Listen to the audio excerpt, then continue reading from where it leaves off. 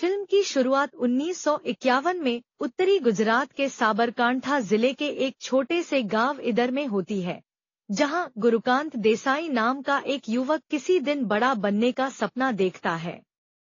उनके पिता कांतिलाल, जो गांव के स्कूल के प्रधानाध्यापक हैं, उन्हें सपने न देखने के लिए कहते हैं और सपने कभी पूरे नहीं होते। गुरु तुर्की जाने और मसाला व्यापार में प्रवेश करने का फैसला करता है। उसके बाद बर्मा शेल के साथ एक ब्लू कॉलर नौकरी करता है। बाद में उसे पदोन्नति मिलती है, लेकिन वह नौकरी से इनकार कर देता है क्योंकि वह खुद के लिए काम करना चाहता है। गुरु अपने गांव लौटता है। वह सुजाता से शादी करता है, मुख्य रूप से दहेज के कारण जो वह उसके लिए लाती है। सुजाता और उसके भाई जिग्नेश के साथ गुरु बॉम्बे चले जाते हैं और कपड़े का व्यापार शुरू करते हैं। नानाजी माणिक दास गुप्ता, जो स्वतंत्र द इंडिपेंडेंट नामक समाचार पत्र प्रकाशित करते हैं, गुरु को अपने बेटे की तरह मानते हैं। गुरु भी उन्हें एक पिता के रूप में देखते हैं, जिन्होंने बॉम्बे में संघर्ष के शुरुआती दिनों में उनका साथ दिया था। वह नानाजी की पोती मीनू के साथ भी गहरी दोस्ती करता है।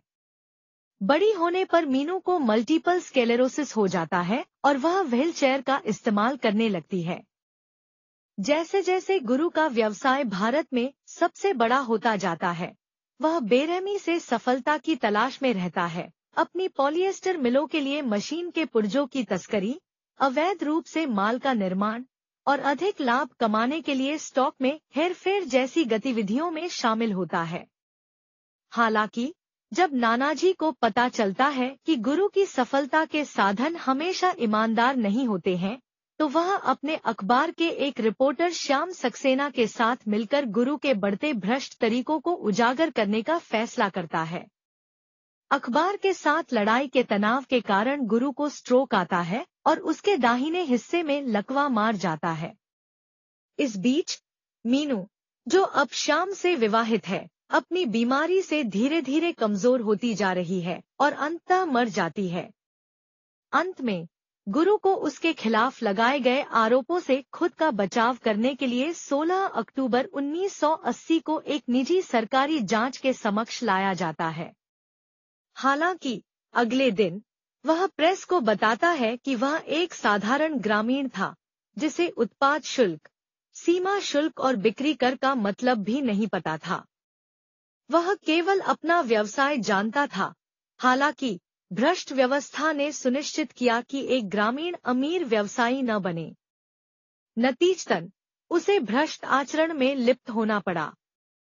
इससे सरकार को उसके खिलाफ लगे 29 में से 27 आरोपों से उसे बरी करना पड़ता है।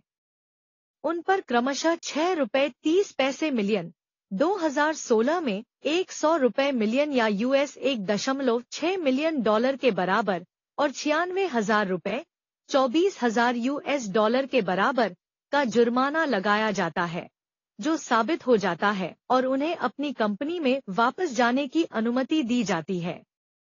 फिल्म गुरु द्वारा शक्ति के शेयरधारकों को यह बताने के साथ समाप्त होती है कि उनके पिता गलत साबित हुए, क्योंकि उन्होंने कहा था कि सपने सच नहीं होते, लेकिन वे सभी अब भारत की सबसे बड़ी कंपनी का हिस्सा हैं। गुरु उनसे पूछता है कि क्या उन्हें रुक जाना चाहिए। शेयरधारक मना कर देते हैं और इसके बजाय दुनिया की सबसे बड़ी कंपनी बनने का संकल्प लेते हैं।